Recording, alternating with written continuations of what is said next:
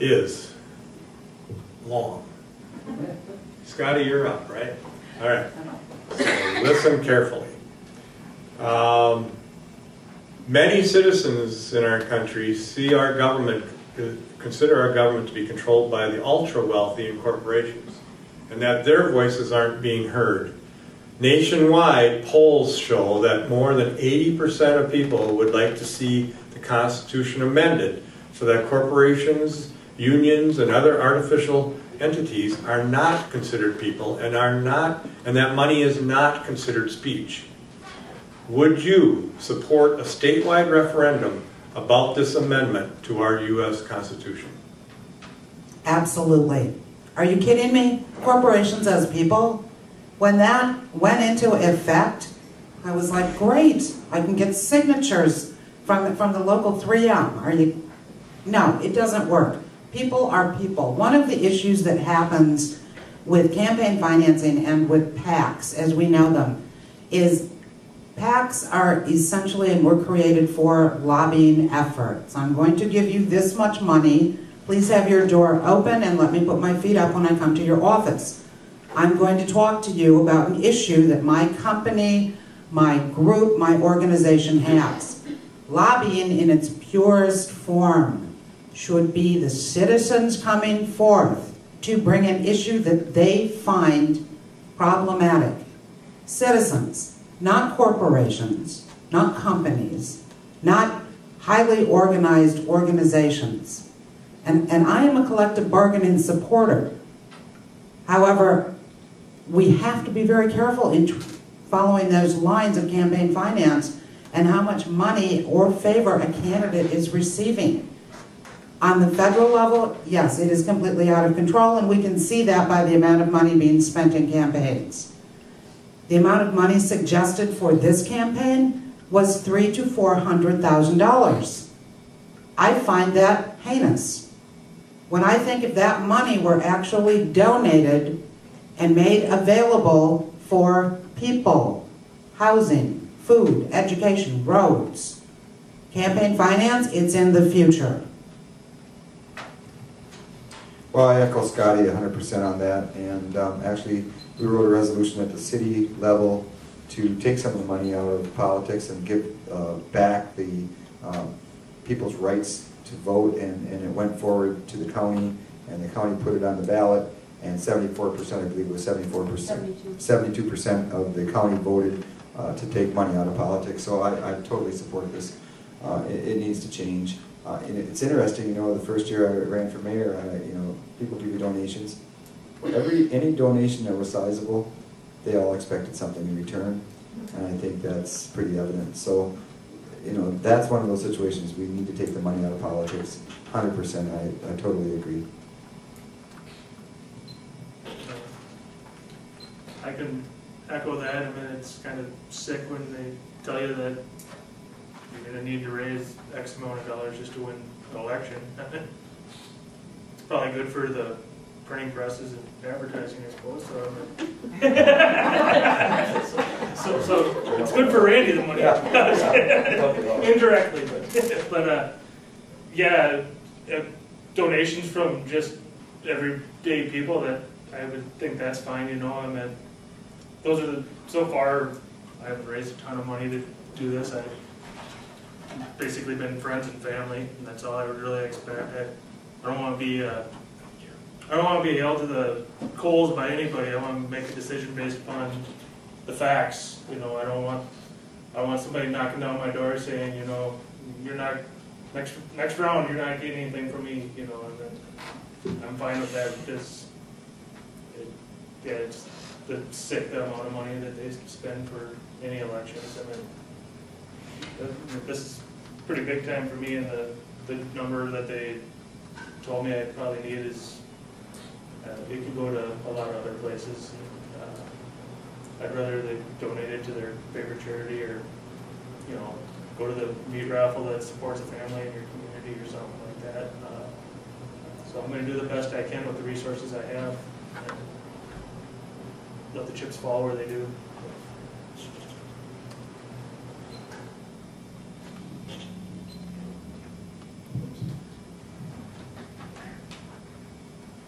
So I agree, and I think there's nobody in this room that follows politics that doesn't believe that money corrupts politics. The problem is, I think you need to be very careful with the fact that if an individual person wants to support a candidate that has their same beliefs, that believes what you believe in this room, and say, you know what, he's my guy. The problem is if he's Rob Stafschuld from Aaron Prairie Township and nobody in Menominee knows him, one of the things as a candidate you need to do is get your message out there. So I have some concerns about exactly where we draw that line for individuals being able to support their candidates. Part of the way individuals support their candidates is through PACs, and of course we hear about the super PACs and we hear about the worst of the worst, it's all corporate dollars, but you can have a group of nurses that all put $100 into a PAC. It's a political action committee to help support issues that are important to nurses. So I have a concern with the fact that we expect that individual person to take the time, take the energy and take their money and make sure that goes to the right place. In today's society, I hire someone to take my garbage because they know where the garbage is supposed to go. Unfortunately, some people feel better giving their money to a PAC and then having someone that spends the time and intelligently decides where that money's spent for their best interest. And that's what a PAC's supposed to be, but of course, just like anything else in this world, it gets skewed way off to the far side. Next thing, there's millions and millions of dollars. And I'm with Vince, and when they told me how much it was going to cost me in this primary just to run against Vince, who is basically on the same team as me, it kind of blew my mind that was just a primary. And then, of course, the generals after that, and that's 3 times more money than that. So obviously, money is a problem in politics, but we need to figure out a way to constructively eliminate that. All right, Rob. I keep going. Hang on to that, baby. Do you want to go first one? There is. It doesn't matter. I just like to see whatever you do. He just was first before you. Oh, okay. He was first before you. All right.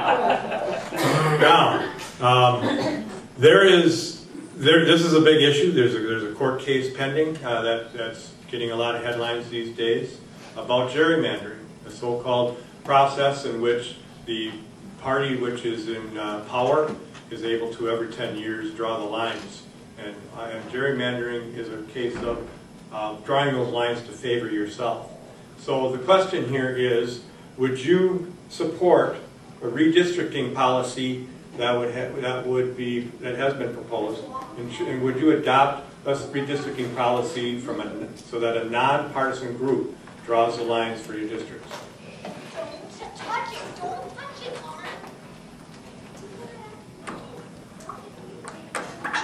Well, I would be in favor of gerrymandering reform, if you want to call it that. The District 29, especially on the east side of Menominee, goes up and around and down through town and back out the other way. By the time you get to Red Cedar, you're not sure if you're in or you're out. I live in Aaron Prairie Township. The next township to the west of me is Richmond Township, which is not the city of Richmond, it's Richmond Township. And literally, the line goes up one section to the north, across 3 sections to the west, and then back down. It goes around about 3 housing developments, and then goes out around the county's Semstone. And there's people in Richmond Township that I can't figure out if they can or they can't vote for me until you multiply the size of the map by 100. So absolutely, we need to reform that. As far as a third-party entity, I guess I'd be interested in seeing how that gets paid for, whether that's tax dollars that goes towards that, or if it's, I guess I'd be interested in looking at a third party, but I want to know who's funding it and how they're getting paid to do that. But as far as that goes, yes, gerrymander, it blows my mind that you can cut a township in half with a population of 1,000 people. It seems like that you should just have to include the whole township and take some off somewhere else, but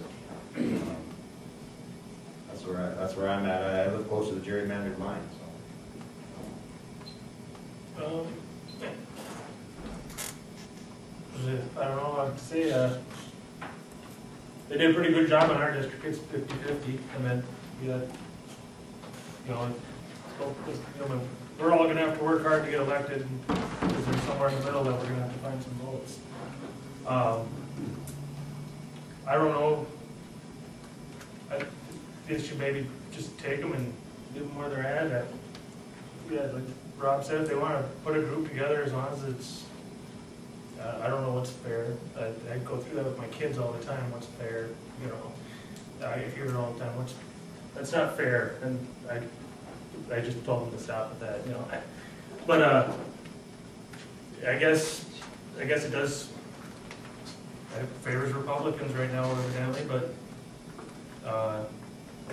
times change and people change, you know. I mean, if they just left stuff the way it was forever, it might be that way. I don't think that they should redraw it. I mean, I'm a bit disappointed that I don't have my whole school district in my district, but if I get elected to represent the 29th district, I want it to be the same district if I get a chance to run again for it, you know. So because those are the people that I'm working for, and I don't want to change every year or every 2 years. It's a deal, maybe, I don't know. So I guess I'm not necessarily in favor of changing the district lines. Same question. That's a big project to change the lines, number one. Number two, it is confusing. I agree. You know, you go down and follow 29, then you got to cut in and go up around Spring Valley and then back around, and right out here it's not in, and over across the street it is in. But you know, that's kind of the way it is. I think the whole gerrymandering, it could be all just solved if people just would not vote party and just vote for the person, and it would just take care of it. So I'd just say, hey, you know what? Just vote for the person. If you like these guys or Scotty or whoever, vote for the person. Don't vote for the party, and it would just take care of itself. That's all I got.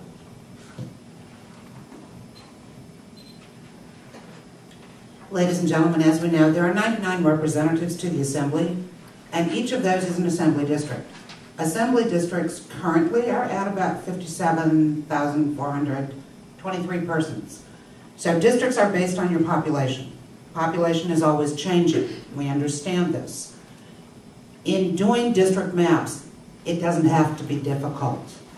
We have pretty straightforward lines going in Wisconsin. But I can tell you for District 29, the town of Forest was relieved of District 29 and became part of the 75th Assembly District.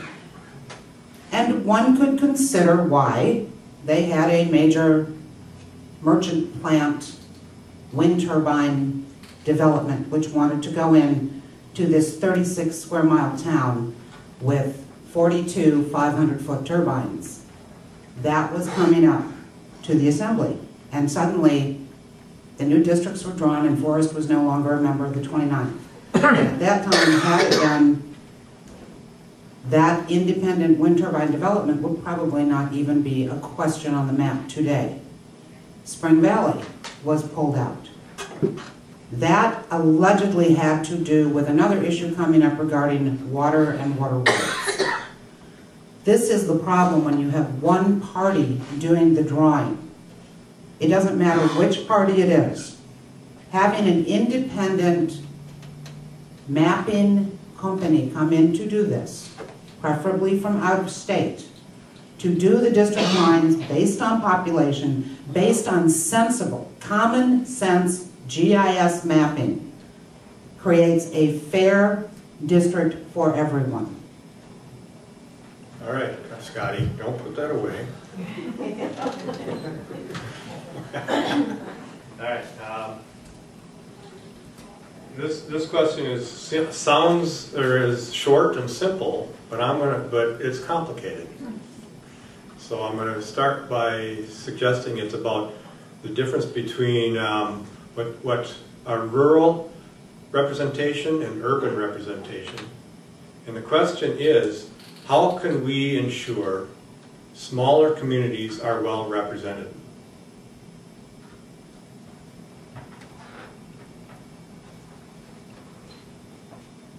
In my experience and in my own practice of representing persons, I don't believe that it's the size of the community that you come from, whether it's rural or whether it's urban. If you are representing a district, you are representing all of those persons.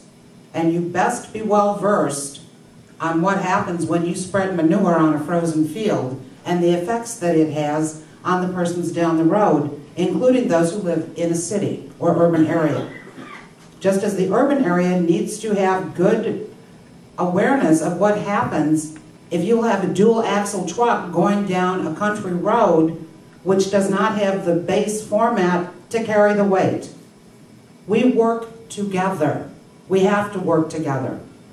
And the best way of knowing what the issues are of your constituents is to get out there and talk with them. Just because you're in Madison doesn't mean that it relieves you of the duty of stopping into every town, village, and city that you have in your district. That you give a response when someone contacts you immediately, not 2 or 3 days later, but now. When I write to a representative in Madison, I expect that response the same day, unless I send it after 2 p.m. and then I realize that's the end of the day. But here it is. When you elect me to Madison, you're electing your voice. So if you contact me, I, as your voice, need to answer you. I need to have that answer to you as expeditiously as possible. And that goes for someone who's, whether they are living in Emerald, Town of Star Prairie, Richmond, Menominee, Glenwood City, Boyceville, Katy, it doesn't matter. Your voice goes to my voice, and then you get a response. But I have to know the issues from you. So if I'm not there and you have an issue, then bring it, and we'll deal with it. All right, urban versus, we have ag industry, they need support. We have townships, they need support. We have municipalities, they need support. And you need to be take the whole district and encompass and look at the whole for what's good for everybody. You can't just segregate out and say this is good for Menominee, but it's not good for Rusk or Cedar Falls, or this is good for the farm, but it's not good for, so what you really need to do is we need to take a look at and encompass the whole area and what's good for everybody. We can talk about separate issues, water, lakes, drinking water, and we could take another issue and say jail systems. How many people are we locking up? We could take another issue and say education, but what is good for the entire region and not what is good just for one section of the region or one individual. We need to encompass the whole region. There's so many aspects. This is really God's country in this whole area where we live, where we all live. This is really God's country, and we need to preserve that. So, agriculture and agricultural practices, that's important. The drinking water, that's important. But we also love to eat. So, high volume wells that are feeding the crops out there for irrigation systems. We can't just shut them off. We need to eat. But then again, we can't just open our lands to raw sewage either. So there's a lot of thought process that goes into individualism. But as a whole, we all need to pull the rope in the same direction, and we all need to be encompassing the entire district on every aspect, whether it's agriculture or whether it's community or urban. So I think we're all in this together. If not, you can separate the pieces off, but when you do that, it hurts somebody else down the line. You can say you can't grow chickens. Well, then I guess we're not going to have eggs to eat. You can have these massive, massive farms, but then the containment of all the manure and so forth is more pronounced. So we really need to encompass the entire district in every aspect, and I would go for all those aspects of the entire district, giving them equal time, equal share. Thanks.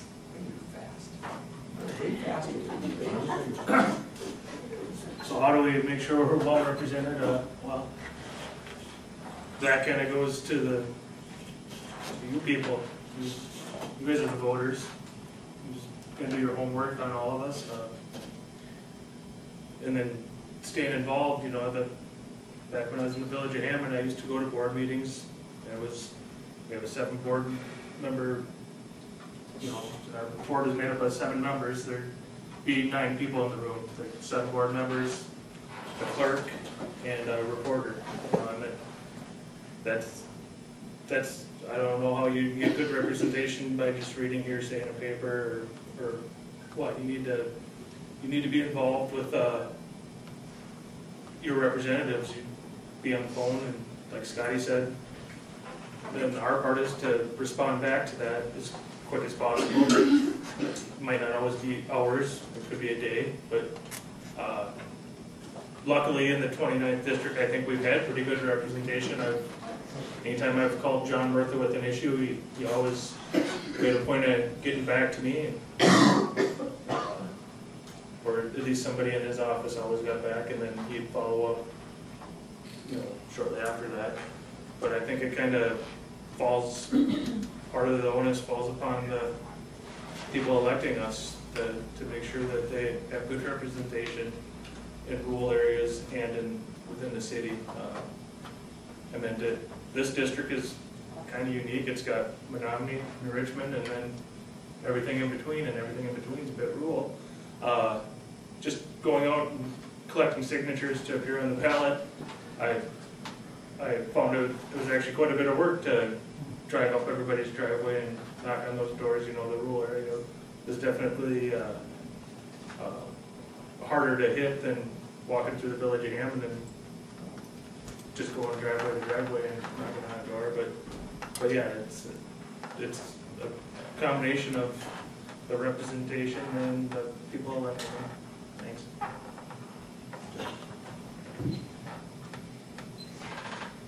Okay, I'm going to take that question just a little different direction. I'm not going to pit Menominee against Katy per se, although I think that's a good discussion too. So if that was your question, please talk to me afterwards. We can discuss cities versus rural townships in this area. But I think what possibly that question was getting at was St. Croix and Dunn counties versus the Madison and Milwaukee's of the world, and the allocation of funds in the budget for special projects in Milwaukee and Madison. And I guess just real simply, I'm a township guy. Randy's the city of Menominee guy. We're all from this area, and I would consider this to be basically a rural district, although we have some nice cities and things like that in there. But we're not a Madison, we're not a Milwaukee, and we just talked about the different districts and representing 57,000 people. When that happens in Milwaukee, you get a whole bunch of representatives from one geographically small area. So they get a lot of votes in Milwaukee about where that money is going to go. And I will fight that tooth and nail, because I think the western Wisconsin, the Dunn counties, the Menominees, St. Croix counties, I think I will fight very, very hard to make sure that we get our fair share of the monies and the budgets and the opportunities that sometimes I think go into the Madisons and Milwaukees just out of sheer numbers and volumes. That's basically where I stand on that. All right. This would be our last question drawn from the basket. If you saw, I threw a couple away. Those were actually repeats, so don't be like I'm not asking your question, because we didn't need another voucher question. And then another question asked, how does everyone get represented? And I think you were just talking about that. So this would be that. I want to ask our candidates if you wanted to change up, we could have, instead of having you give closing statements yet, we could have questions asked from the audience for 15 to 30 minutes, and then have closing statements rather than the mingling afterwards where everybody doesn't get to hear what all the answers are. Or we could just do what we had suggested in the first place. Are you guys okay with questions from the audience after this one? Absolutely. How do you feel, audience? Yes. All right, because I'm sure we missed some here. All right, so that's what we're going to do, Laureen, okay? All right, so last question out of the basket. This is about as straightforward as you can get. It says, how do you feel about tax increases? No. So my dad and I farm quite a bit of acreage, so real estate taxes are a big thing on the farm, and corn's not $7 anymore back like it was in the heyday, so we're back to the days where we're running on a little thinner budget and a thinner margin. Tax increases, I have a hard time with tax increases, but and I'm sure these guys will go for it too, but our emails and our mailboxes have been full of different surveys and questionnaires and whatever, and one of the things they ask is whether or not you'd sign a pledge to not increase any new taxes. And I really think that's an unfair question, because if there's a need, and I think one of the biggest needs we have right now is our infrastructure and our roads, and we're gonna have to address that. We can't just keep kicking that down the road. I was at the Towns Association meeting here a month or so ago, and it amazed me what the state of our roads are and the lack of funding that there is, and I'm sure it's the same in the cities. It's just one of those things that we need to all sit down in a room together in an open meeting and discuss with the public and find out where we're comfortable as far as how much money do we want to spend, if we have to raise that in a tax form or cut other things and to keep the taxes where they're at, and then where we want our road system to be. So tax increases are a red mark and a red flag to me. However, I don't think that you can just uniformly, laterally say that you can't have any tax increases, because eventually things happen that you need to pay for.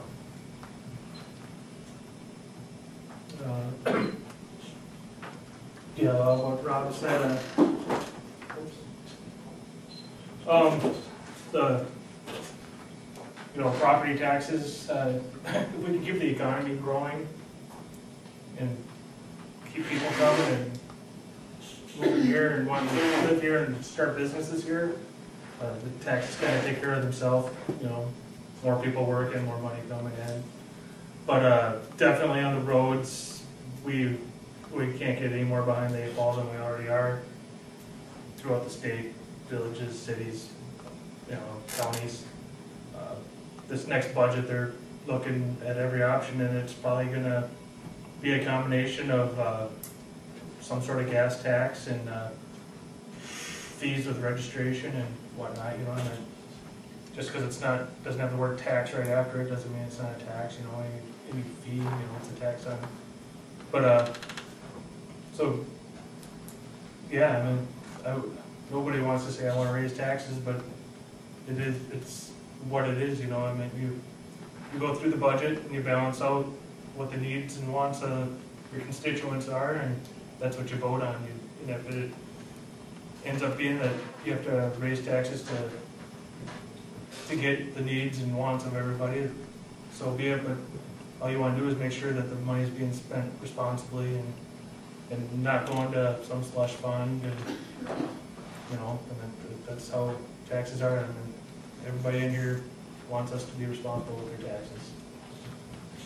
Well, I agree with both Rob and Vince on that one, 100%. However, I have a little bit of a different take on it, and it's just in addition to what they've said is, if we could do better management of the money that's already there, that would avert a lot of taxes. In the city of Menominee, we had when I first came on, we had around $500,000 worth of overtime for the police officers, but we were able to change schedules, do some restaffing, make some adjustments, and that helped immensely.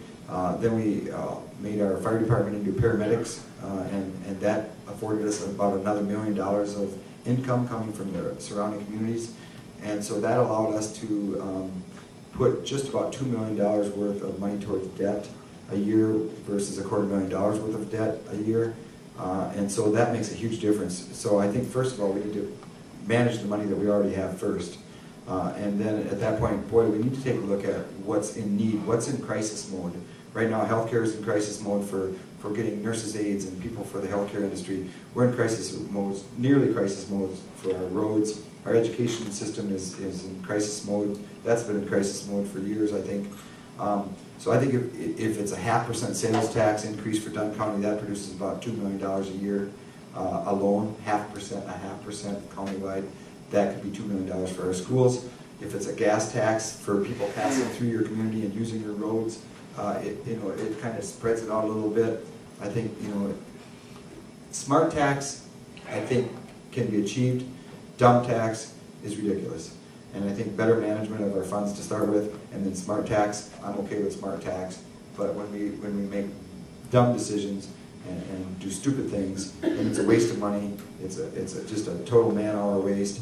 We have to be more cognizant of our current surroundings and make better decisions. But I can't say I wouldn't be in a situation where if our schools need something, our referendum went through, the public supported it, they added on to their own tax liability by passing it. It was great for our school district, and I mean, other school districts have gone through it too. Are you for real? You're being mean to me. Okay. How many in this room have looked at their tax bill? At the breakdown?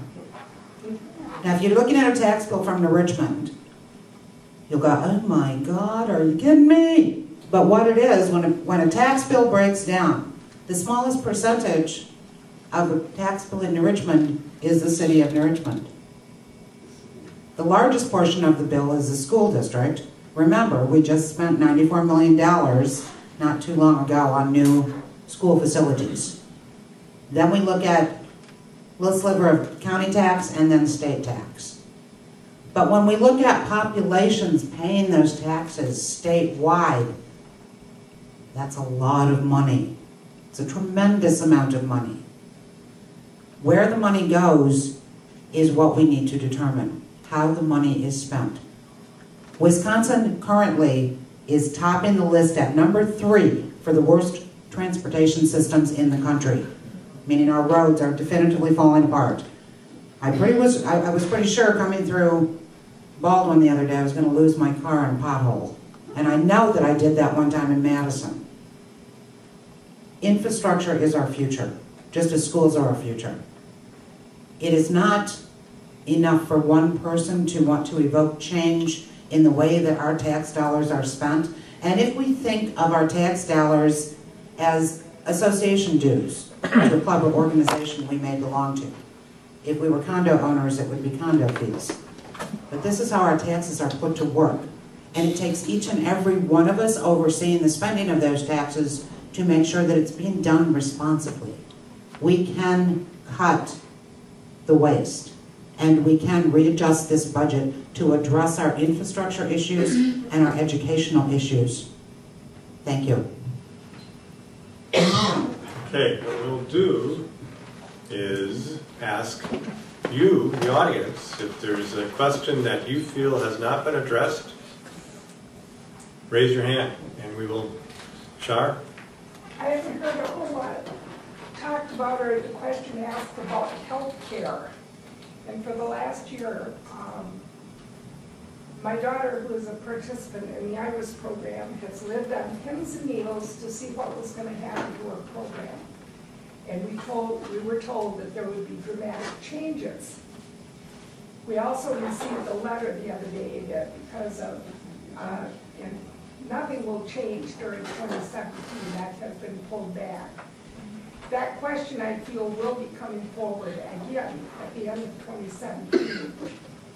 And there is an opportunity for Wisconsin to have Medicaid funds from the federal government that were turned down. To support that program, how would you vote if we had an opportunity again to take the Medicaid program for its dollars that we have turned down? So, just anybody?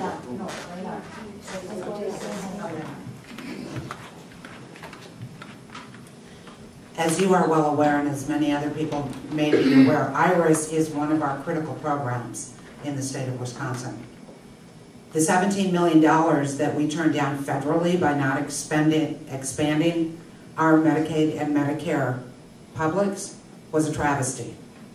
We have persons who, whether in a group home situation or whether in a home situation, need this care. It is the one way that we can be sure, as guardians, as parents, as community, of ensuring that our most vulnerable citizens have the appropriate care and insurance. Wisconsin has continually stopped from going to the full embrace of Obamacare. This may not be the best system that we could have crafted, but it is a system we are working with currently. But to refuse the federal funding and refuse to expand the Medicaid and Medicare programs is heinous. We put at jeopardy too many of our vulnerable population and far too many of our families and seniors. I would definitively vote to support restoring that funding and certainly support IRIS.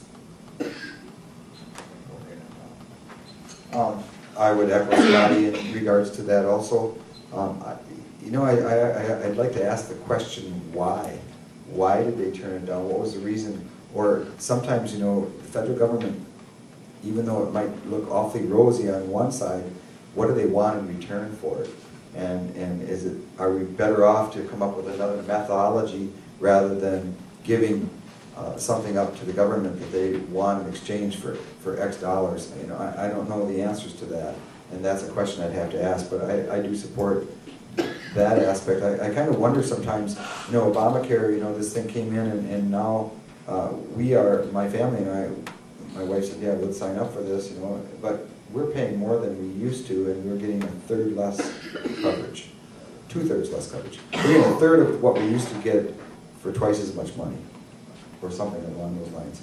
But, so I don't know, there's got to be better systems than what are currently in place, but I think we, or whoever is elected, needs to ask why. The why question needs to be asked. Because I don't think that from my standpoint, looking into it, I would be able to answer, yes, I would absolutely vote for that. I would support that, but without the question of why did they turn it down? What did they want in return? Can't we come up with a better system supporting that and the Medicare and so forth? I want to just touch on one thing real quick, because I know that red card's coming up really fast. See, there it comes. There's the yellow card. There's the yellow card. They talk about wages and price increases for minimum wages and things of that nature. But then I have to ask the question is, well, does that mean that Social Security benefits are going to go up, or the people that are retired get more benefits? Because if the minimum wage goes up across the board, that's going to set a tone that inflation is going to go up. And maybe a living wage is a better aspiration than an actual across the board. Saved by the red card. I was just getting started. You can have my 2 minutes. It's kind of like Randy said, I'd want to do the legwork and find out what strings are attached. They don't just hand the money out, from Madison without there being, or from Washington to Madison without there being some strings attached. But I would consider it. I'd have an open mind on any issue that comes before me. Taking care of people's needs is important to me. Randy and Scotty kind of covered it, but I couldn't say that I'd for sure vote for it. But like anything, I always consider what's brought before me. Well, I think that's really hard. To you, it's a simple question. To somebody that's a candidate, it's a hard question, because, as Scotty talked about earlier, if you just say, would you vote for this, and you're looking for a yes or no answer, it's real easy to say, yeah, that makes sense to me, and supporting your daughter is very important, and providing health care for the people that need it is also very important. Those are all things that I truly believe in. But as Scotty mentioned before, in the middle of the night on Shirt Tail, they add a whole bunch of other crap onto some bill. It's hard for me to sit here today and tell you yes, and then if I get elected and I vote no, you call me up and say, well, right here, you said yes, and the problem is I would fully vet that entire bill and figure out what's all in there, and the overall bill would have to be better for more people than it's worse for. And that's my answer, and that's what I do with just about all bills that come my way. So I get to the other, they didn't go all the way to their time. No. I just thought I'd ask. 2 points on this question. Number one, I didn't know the legislature was even in on the question of whether to accept Medicare or not. That Yes, was government. I don't think the legislature. Yes, the legislature can actually make that decision. They can, okay. And then, what was my second point? It's gone. Oh, the other point was, when you're talking about the IRIS program, it was my understanding that had they changed the IRIS program, it would have cost more. It wasn't a No, they saving. pulled it back. Yeah, I know they pulled it back. Yeah. Okay, I we're- read that. But had it gone, it was not a saving. So you don't have specific questions? I don't have a question, no. Sure. Would you support repealing right to work law? Starting with Rod. I'm sure it's not the answer you're looking for, but no, I would not. The right to, that's a very complicated deal, and again, it's hard to say yes or no, but you just have to weigh that out and figure out if it's benefiting more people than it's hurting.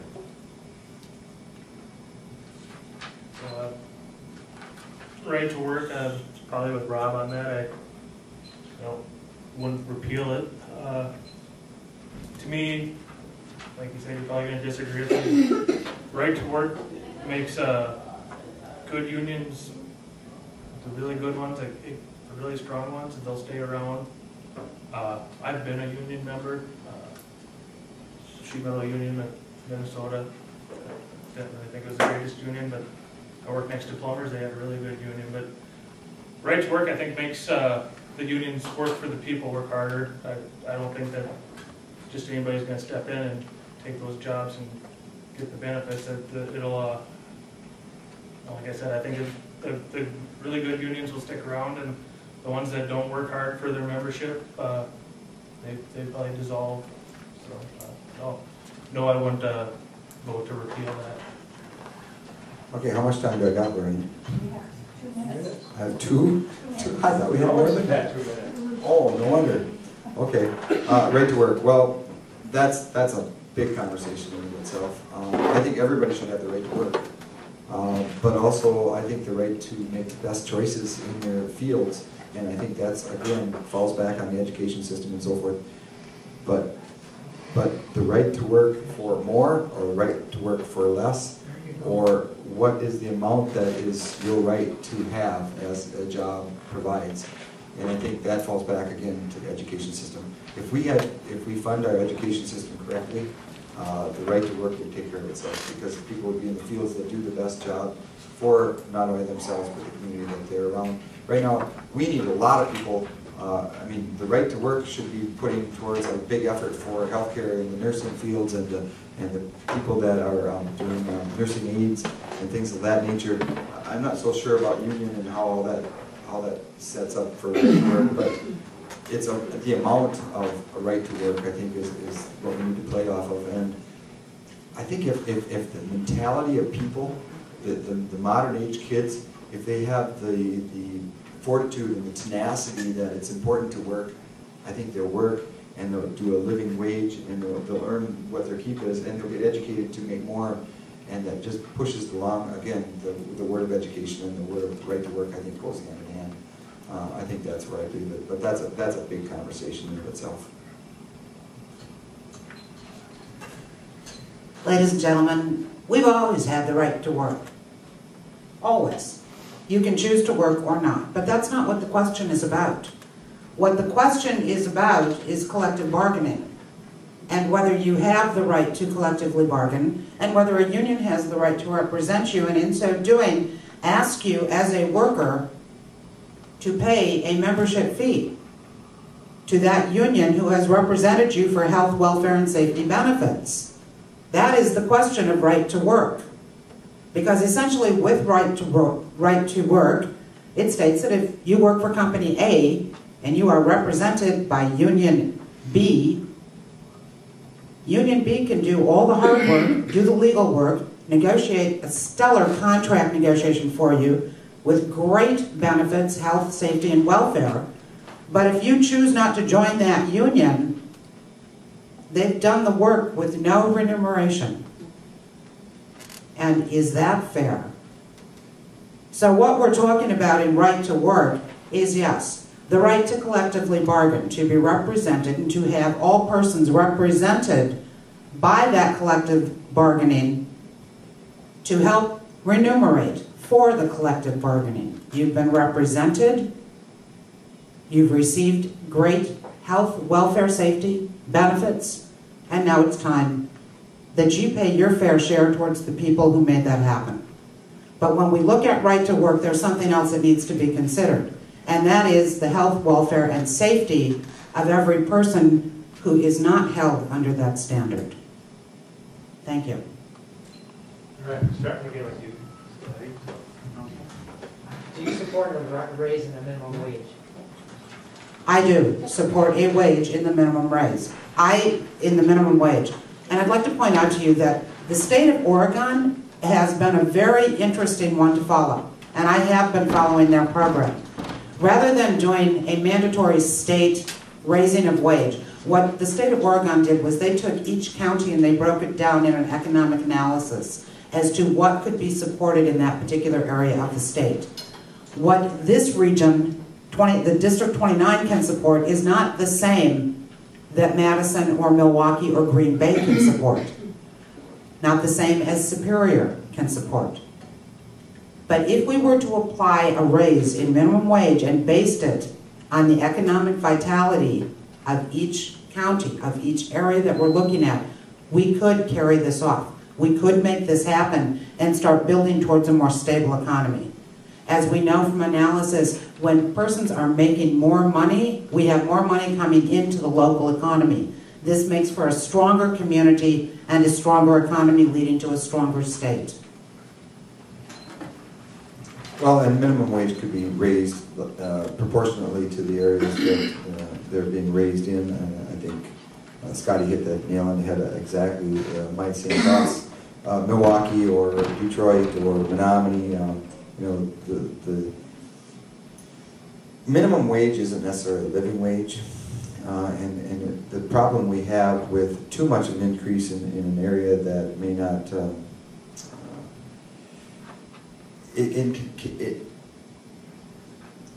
I think that,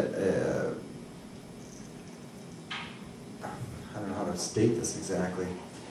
When you have a situation where one group makes all of a sudden a lot more money, all the rest of the groups seem to come up to that same standard or that form, and that raises across the board the amount of money that needs to be had for people in comparison to a living wage. For instance, all of a sudden we went from $9.75 or $7.75 to $15 an hour minimum wage. What happens with the economy around it? Yes, it takes a lift, but does that mean that we increase Social Security or Medicare or seniors that are on fixed incomes? What happens to those folks? Because the minimum wage went up $15 an hour, but theirs didn't go up. But inflationary measures took a stand alongside that minimum wage increase. So that's a problem, and I think that would have to be looked into. But typically across the board, I think that yes, minimum wage should be taken a look at as raised, but also I think that we need to take a look at all the other aspects and not put ourselves into a box saying, hey, we need $15 an hour here versus, you know, in New York City, $15 an hour probably wouldn't cut it. So I know that she's going to put the little red flag up any second, so I'll just leave it with that. Minimum wage. Yeah. I think the minimum wage is the amount that you agree to work for with someone. It's negotiated between you and your employer, your union. If everybody making $15 an hour now, and if they raise minimum wage to $15 an hour, are those people going to stay at $15 an hour? And then the middle class turns into a lower class, or there is no middle class? I don't know what the answer is. I believe in capitalism and people negotiating their wage and improving themselves by going to school. So I support job training programs, which in turn makes your minimum wage go to a higher level. In the construction industry, I wouldn't want my apprentice coming in making $8, $9, you know. I wouldn't want him making just a couple dollars less than me because he has to learn the trade that I'm going to teach him, and his raise would go up, his or her raise would go up fast, you know. I mean, they'll catch up. As your skills go up, you make more money, so it's based on the job you have, the skills that you're providing, what you're giving back to your communities, your employer, you know, it all goes back to education. So instead of raising minimum wage, I'd put more money into job training programs for people that haven't had the opportunity to maybe go to college or find that higher education or feel like they're stuck in a field where they can't advance. So It's my take on minimum wage.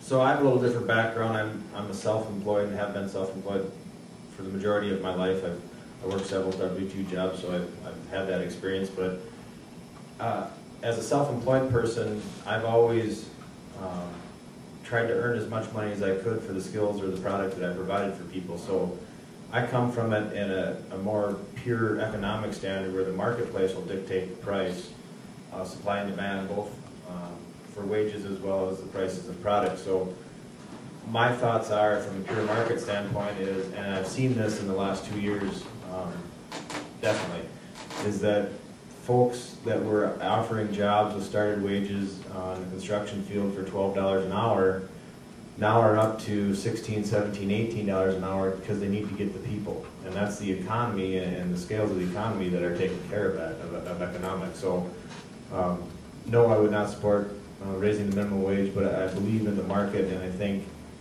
if we have a little patience and give it a little time, the market will dictate that those wages will go up, which I think you've seen in many trades in the last 2 or 3 years. This will be the last question from the audience, so I hope it's a really good one. And then we're going to get the final statement. You've been a great audience, you've followed the rules, and that's really appreciated. So, yes. Okay.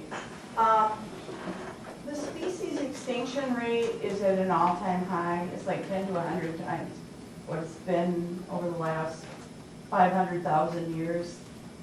And water is becoming a very valuable resource, and it's going to become increasingly scarce and valuable in the future because of, there's just so many people.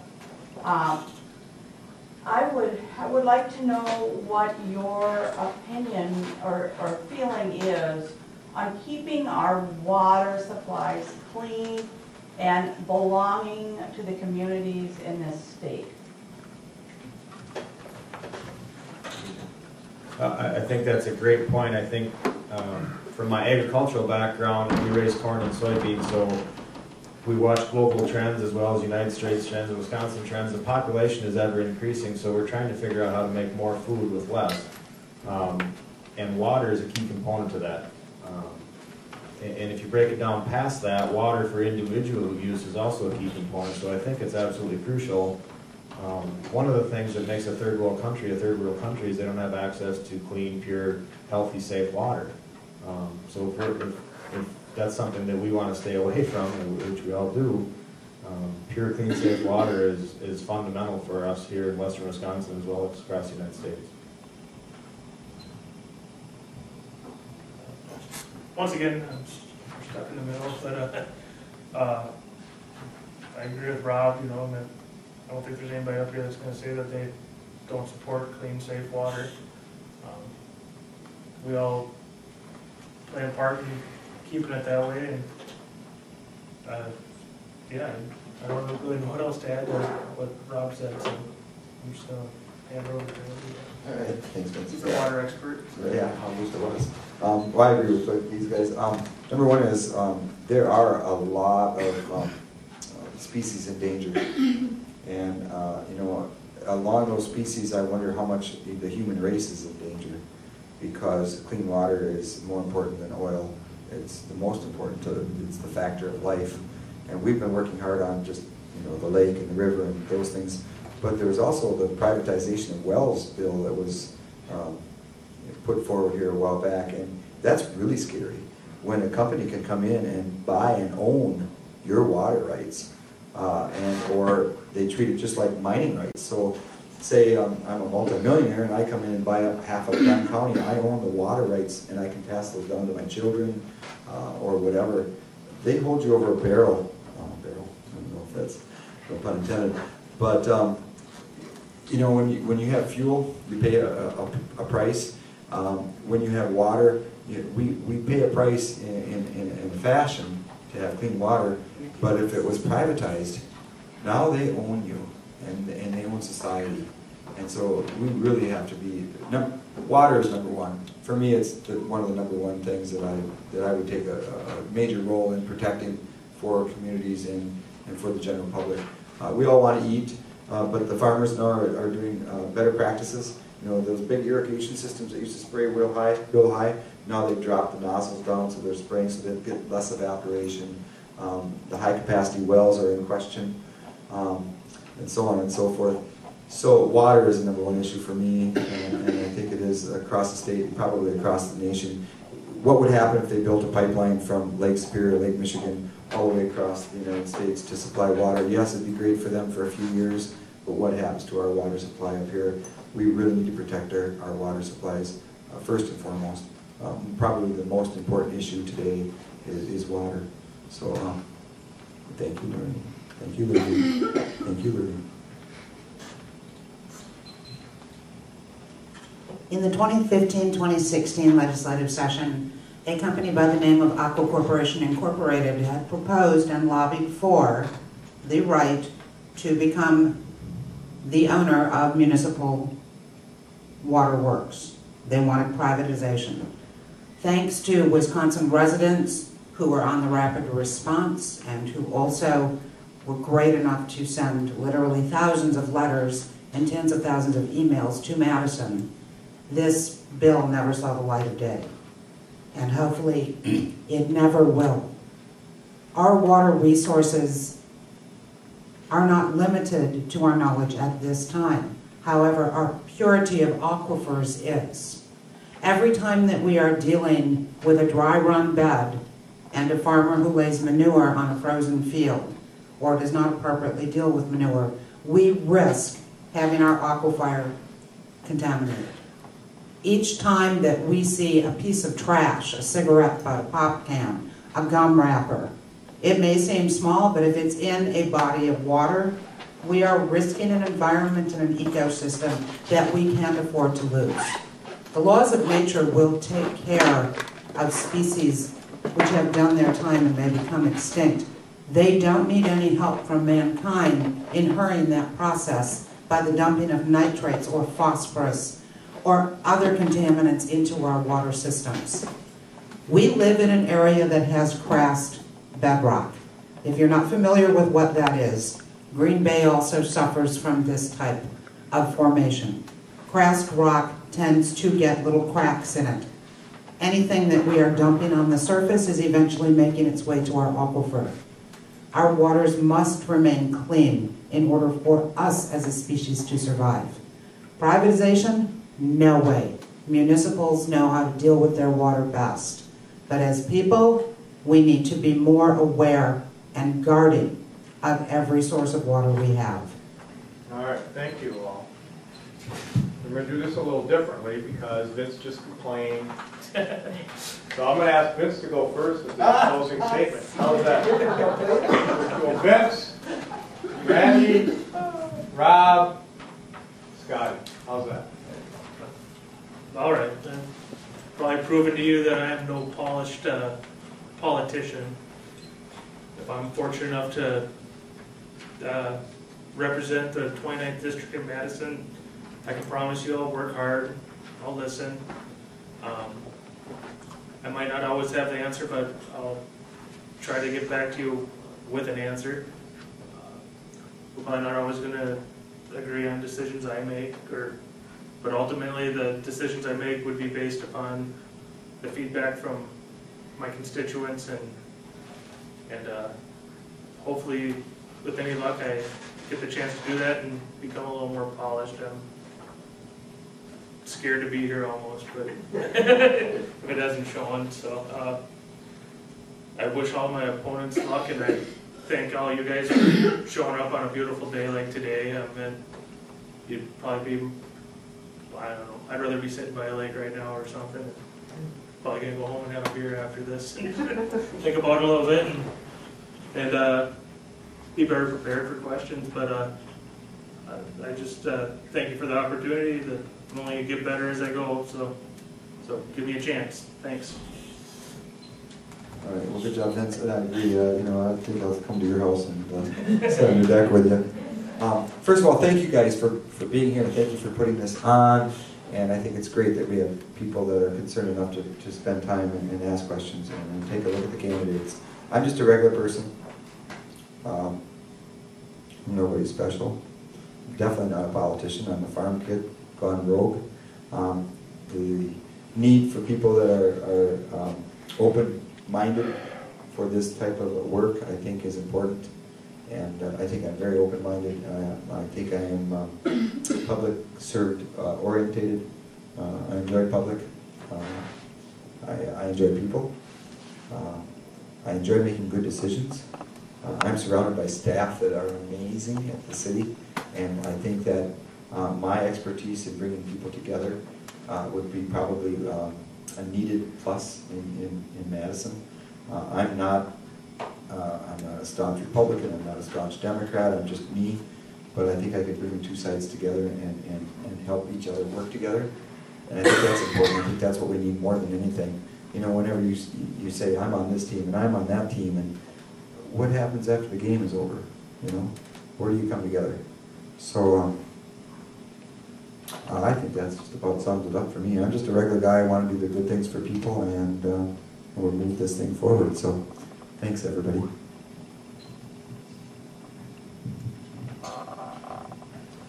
Well, I too would like to thank everybody for coming. One of the best things I've learned in the last 2 months is it's very, very enjoyable to me to meet people and get their interpretation of the issues that are the most important to them. So all 4 of us sitting up here, we go places, and in our heads we're trying to prepare before we get there, and there's a range of about 100 different topics, and it's hard to know everything there is to know about the person that has that one topic that they know everything about. So I really, really welcome any information, input people give me, things that I should be more aware of that you don't think that I am. I'm open to that. Please let me know that. One thing that I was a little surprised that didn't come up today was drugs in our community.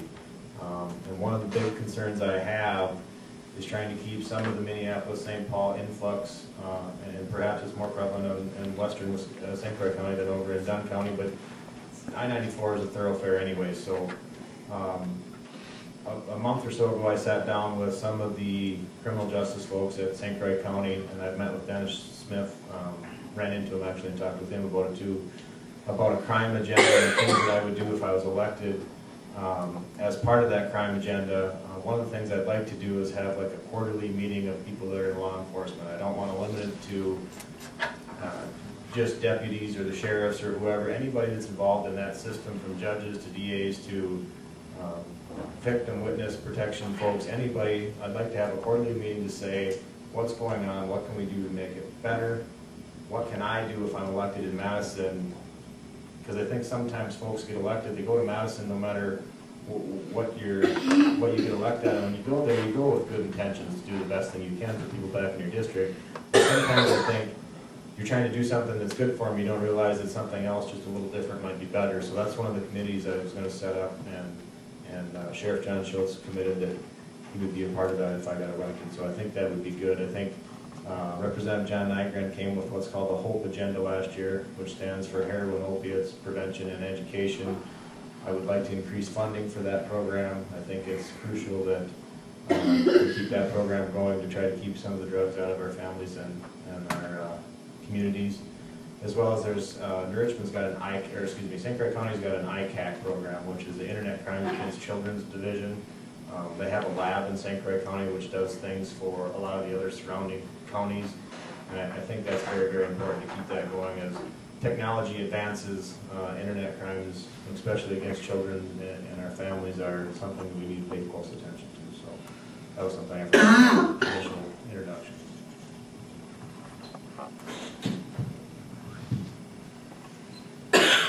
Ladies and gentlemen, thank you.